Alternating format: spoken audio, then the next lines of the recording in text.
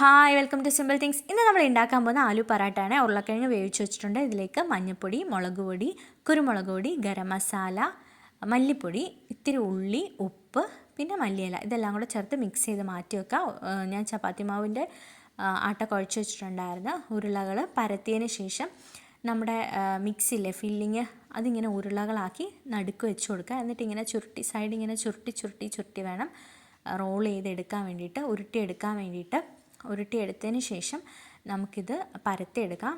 കുറച്ച് പതുക്കെ വേണം പരത്തിയെടുക്കാൻ. നമ്മളങ്ങനെ ഭയങ്കരമായിട്ട് പ്രസ് ചെയ്ത് കൊടുക്കല്ല, അപ്പോൾ ഇത് പൊട്ടിപ്പോകാൻ സാധ്യതയുണ്ട്.